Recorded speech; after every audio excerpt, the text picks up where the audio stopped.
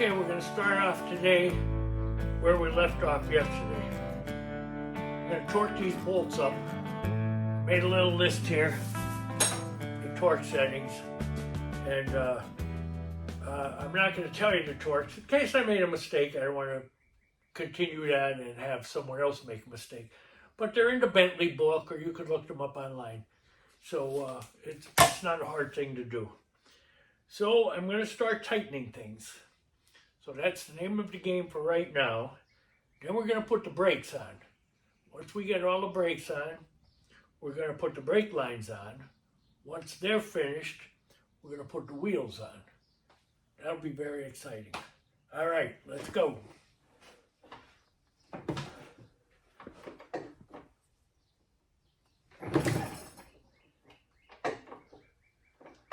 I'm going to put that back to its original setting. I have it witness marked.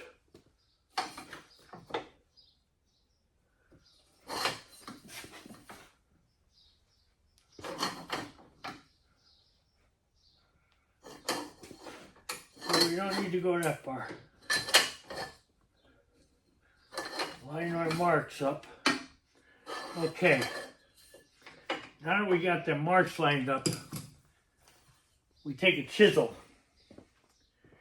There's a groove in the chassis, and there's a groove in the bolt or pin, whatever you want to call it.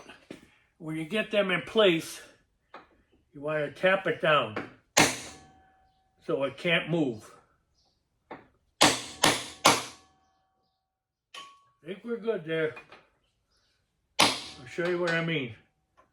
Okay, see that slot and that pin or bolt, whatever we want to call it, and the slot in the chassis above it? When you get that tight, you want to take the chisel and hammer that down. That way that piece cannot loosen up and come back. All right, we're going to go over to the other side now.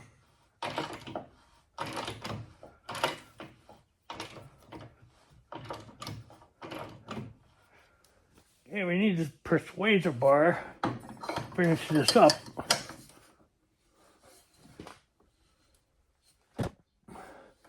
Okay.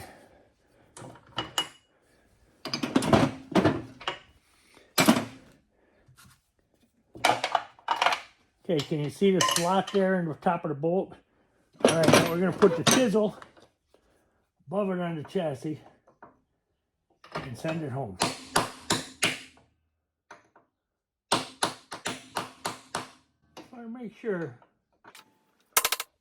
I did the top one off camera. I wanted to show you, I picked this up at Harbor Freight.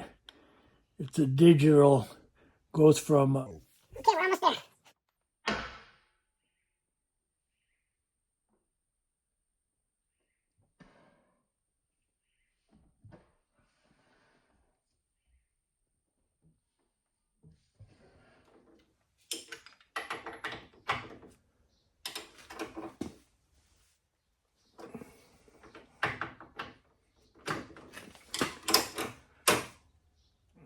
Okay, so far so good.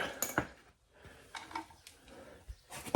never was once much for torque settings, but the older I get, I realize how important they are.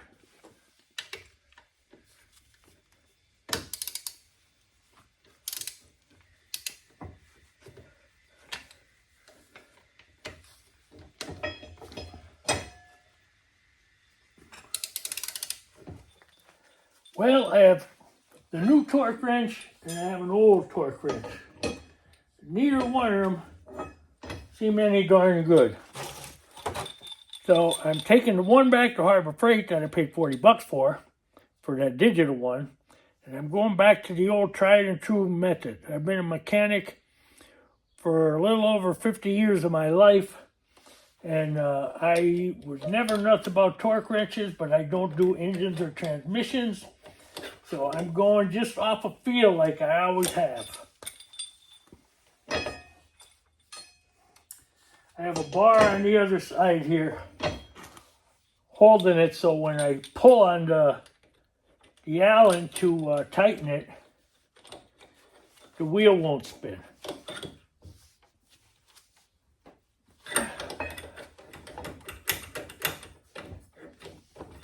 pretty good track record for this, so I'm feeling all right with it. These boots make it tough. Okay, we're good on that one.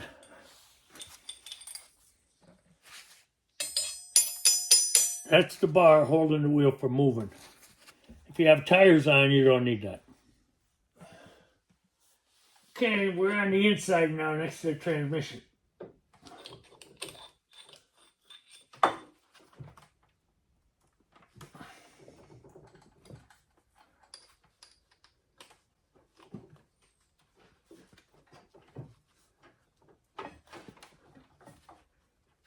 These boots.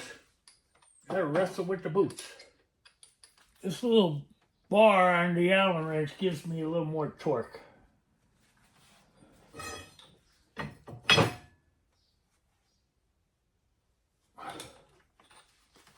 One more to go.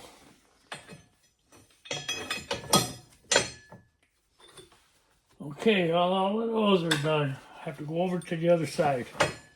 I gotta say, that's one job I'm not nuts about. Those boots, they're just in the way.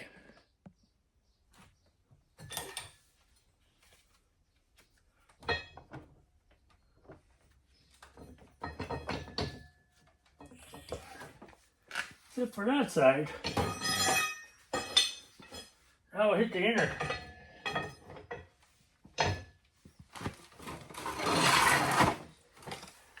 I remember taking these apart on the chassis with the old stuff. And if I remember right, they were pretty loose. Now, these buggers aren't loose, that's for sure. They're not tight enough to break.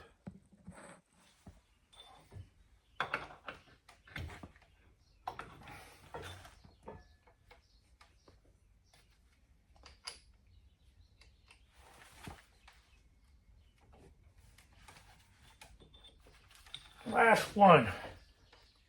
Thank goodness. I don't like them, and I'm sure you don't like watching them. It's a little boring. All right, we're going to move on to something else. Okay, now the truss bars. You might be wondering why I put these truss bars on here if you're fairly new to the channel. One of my older videos, I had to rebuild the frame horns. They were in rough shape. I actually cut them off and put them back on. Well, in my head, just to give myself peace of mind, I was always thinking about the transmission and the motor hanging back here, and I didn't want them things falling off because I plan on driving this thing all day sometimes. I'm going to travel in it. So I put these strut bars on to give it strength. And eventually I may put a stroker motor in this. Won't be for at least a year, but that could come too, and this is excellent for a stroker motor. So I'm going to tighten these lock nuts on the bars now that I have the bars adjusted to where I want them. You just put them in a neutral position and lock them down.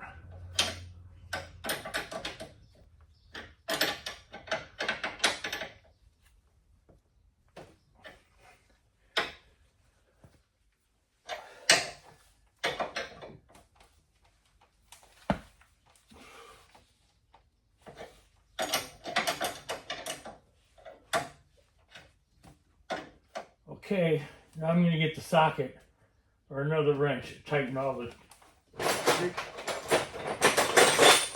these hind joints.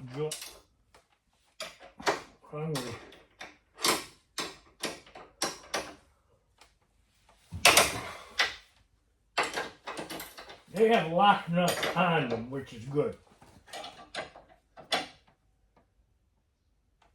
I'm not going to tighten them, because I'm going to take this brace back off eventually once I get the car together. And I'm going to weld two more plates on there with 3/4 inch holes, because I'm going to put a tow bar off the back of this. It'll connect to underneath the transmission here, and it'll connect to the two bumper brackets in the back. That'll be a tow bar because I have a little black trailer I want to pull when I travel with this. And I hope to be traveling with it in July to Western Pennsylvania, which is about a 5-hour trip. Okay, we're good there. The IRS horns, the shocks, the CV joints, the trusses.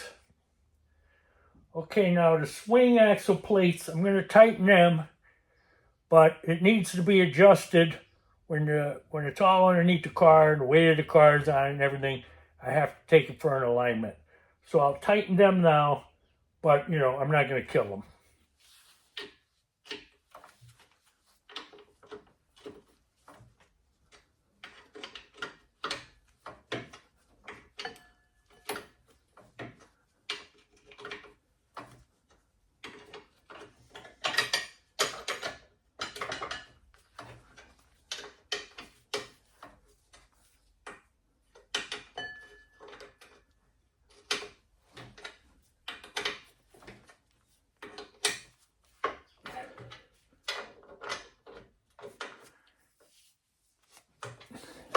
We'll let the alignment shop finish that up. I'm going to do the other side, but I'll do it off camera. It's a little boring.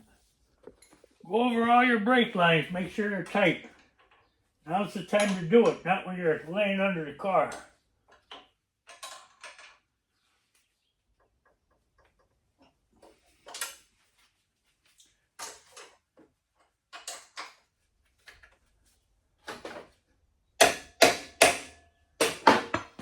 Okay, now I got to get brake lines that go to the drums. Okay, I bent this one by hand. See, should fit perfect.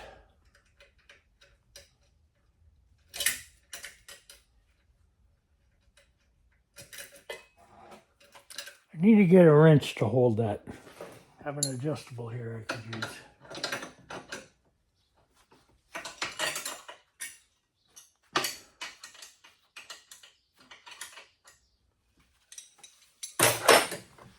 There's a little plug in there I got to get out. Need to get a little pick.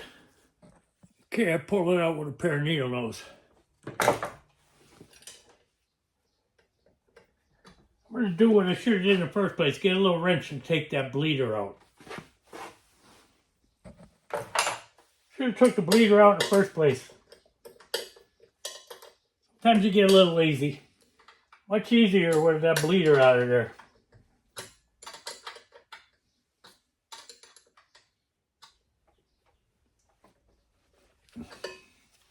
Okay, time to put the bleeder back. Okay, now that it's secure on both sides, I want to get it away from this bump stop. There, it's away from the bump stop now. One of my subscribers asked me how I was going to replace that bump stop because there's it's broke off, it's rusted off. Well, what I did with my sons, and I'm going to do with this one, I drilled that out. I forget if it was 5/16 or 3/8. And on Amazon, you could get different bump stops, different sizes, with threads coming out the bottom, like a bolt. And then you could bolt it from the bottom and it'd stay there. You got to drill that hole, though. And I'm lowering the back end, not radical, but a little. So I'm going to wait till it's all together. I'll drill the hole first, but I'll wait till it's all together and I'll see what size bump stop I need. These back ones are pretty easy to bend by hand. Okay, now I want to give it a little bend over that bump stop. Then up.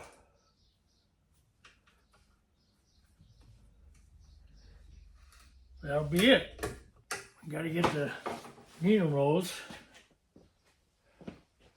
Pull that plug out. Then tighten everything down.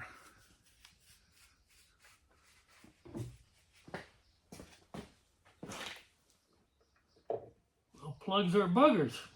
They don't want to come out.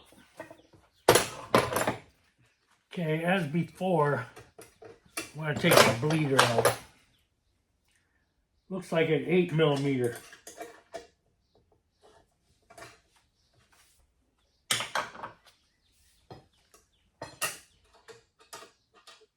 It's cleared from the bump stop, so that won't be a problem. Okay, we're good there. Gotta get my adjustable.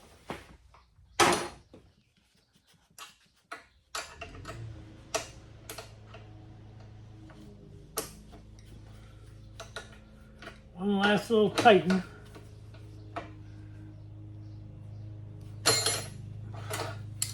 Okay, brake lines are all hooked to the cylinders. Next thing we're gonna do is start putting the brakes on. Okay, the first thing I'm gonna do in assembling the brakes is putting the emergency brake cable in first. And I ordered these new little keepers that hold it in place. I'll show you how this works. You take this,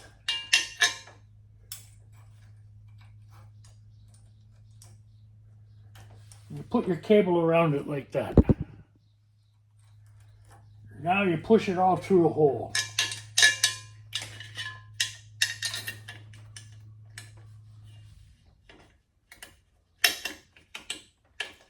Okay, now there's a bolt goes in the back. There's the bolt. I have a little lock washer on it. It's a 13 millimeter. I'm going to get a wrench. Okay, the ticket is there's a little lip on the top of that keeper. And that has to be on the inside. So you have to kind of put that part in, put the bolt in a couple threads, and then stick the cable all through it. I'll show you a little better hopefully on the next one. By tricky, I could mean frustrating too. Just try to look at it at a little brighter side.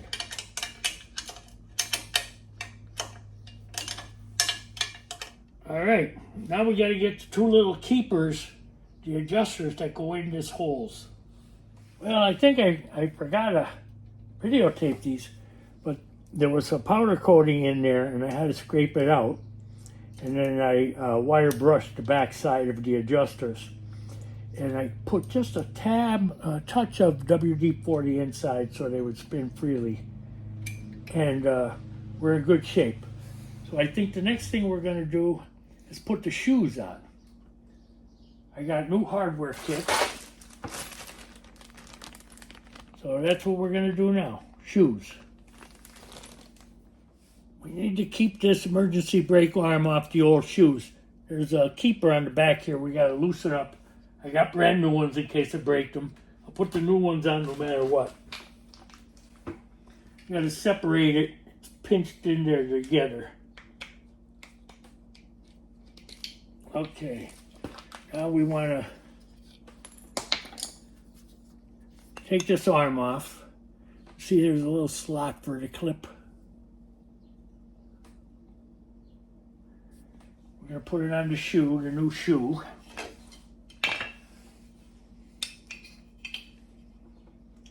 Put it in the top slot, just like the other one. Okay, we got it in. Tight. Turn it a couple times, loosen it up. I'm going to run my round file through it. Make it a little looser. You don't want it tight.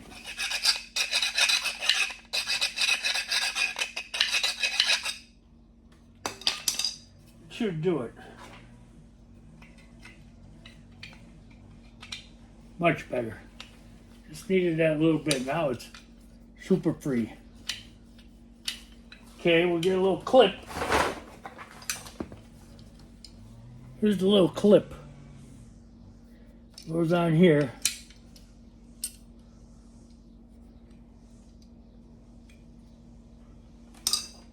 See if we get it started. Looks too thick. It is thicker than the original. I'm going to use the original. It's in good shape. Sometimes they break, but I'm going to use the original. Okay, let's see if we can get that clip on.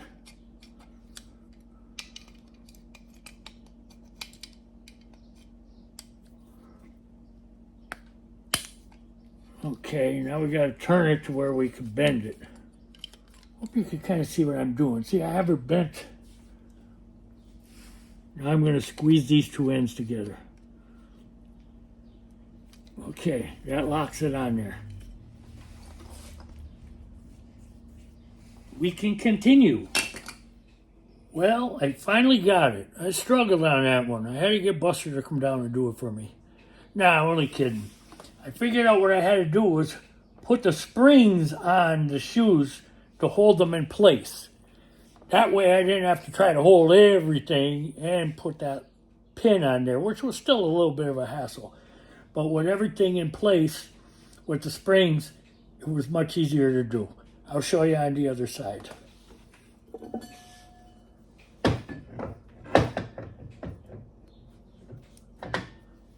Well, I gotta tell you, this was one of the hardest times I ever had to put brakes on.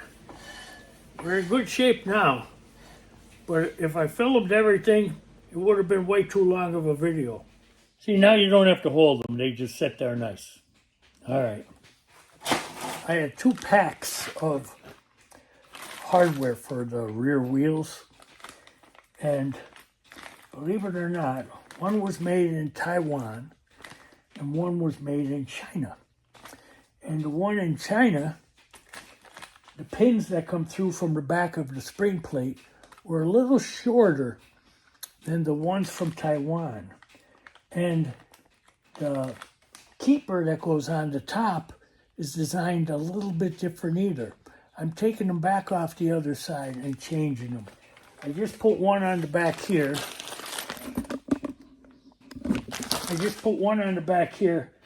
And it went on easy. I mean, not easy, but, it was doable.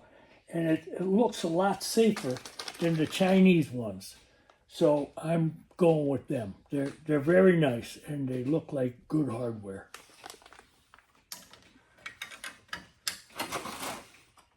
See how much easier? And they look better. The other ones I was killing myself with.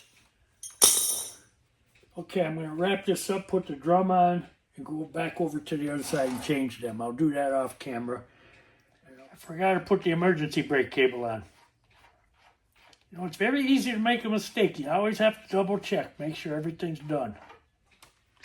Sometimes triple check. Okay, here it is. I got to get the stuff and put it back on. It doesn't look as easy as I thought. The nut, the weld nut in here that is supposed to hold the keeper that holds the cable in place, the weld nut is gone. So I'm going to have to take this all off again and weld a weld nut on there. That's what I'm about to do next. Son of a gun, I hate to admit this, but the weld nut is here. Where I thought it was missing was the hole for the adjuster for the brakes. All right. Let me get this straightened out. Can you see this? This is the keeper I'm talking about. See the hole? The nut is right here for it. You got to shove it in from the back.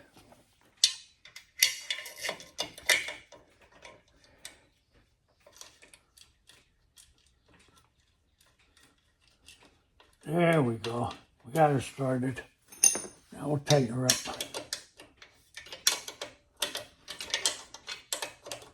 Took that apart for nothing, but as usual, it's a learning lesson. Thought the bolt was missing, but that was the adjustment hole.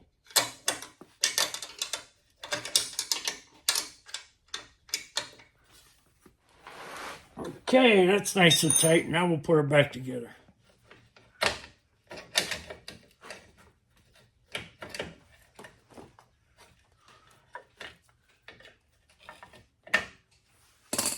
Okay.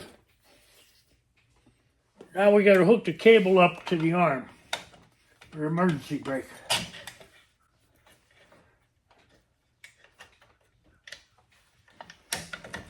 There we go. We got her.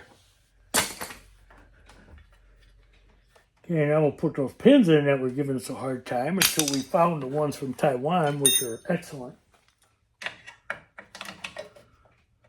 How easy was that?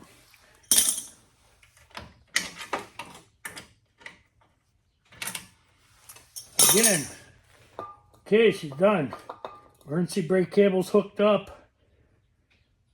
Everything's tight.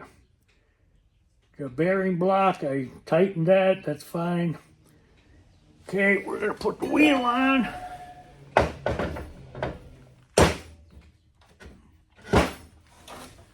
Okay, now we're going to put the nut on hand tight. We're going to go back and redo the springs on the other side. I'd rather put those Taiwan ones on.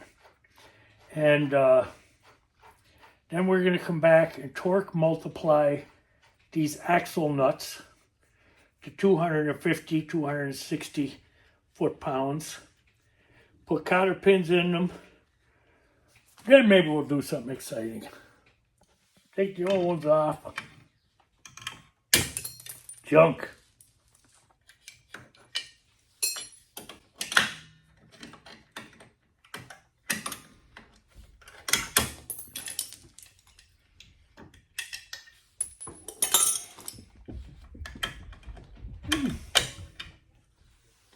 So much easier.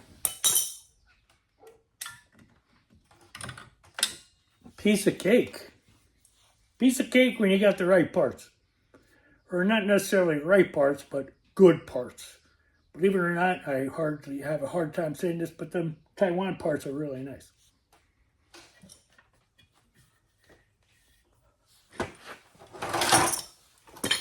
But this makes life a lot easier when it comes to that nut in the back.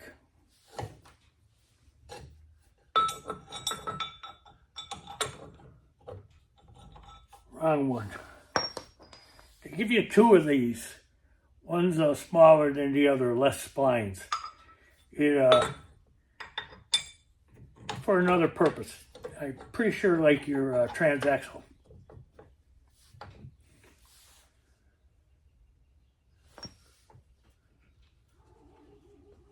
Okay, we're going to tighten these up. And we're going to see if we can borrow a torque wrench.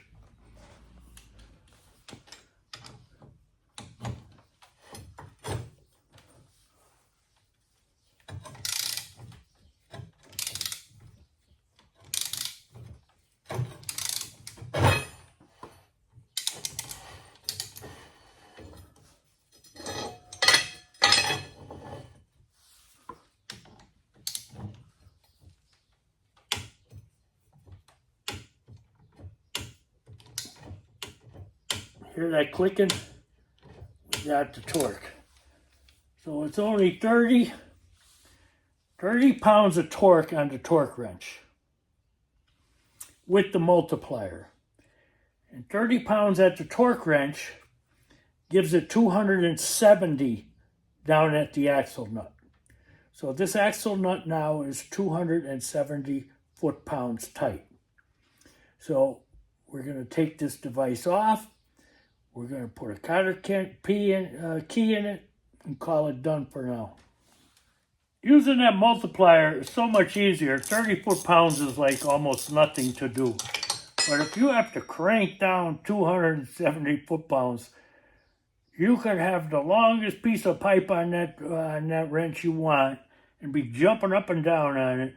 And I don't know if you're going to hit 270 pounds unless you're a real He-Man. I know that isn't me, so a torque multiplier is well worth its investment. And if any of my subscribers locally would like to borrow it or pay for shipping to borrow it, I would lend it out. But at the same time, I would hope for it gets returned. So I would want something to back it up just in case. All right, Dave's a nice guy, but he's not a fool. No doubt the hole is perfect here for the cotter pin. I'm going to grab one and put it in. Lined up perfect.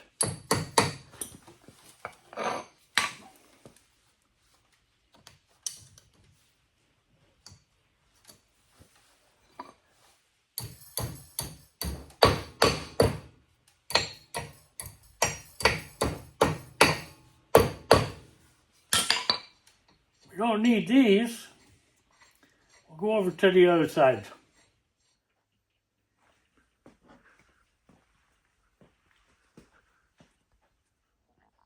Today was another long one, but it paid off.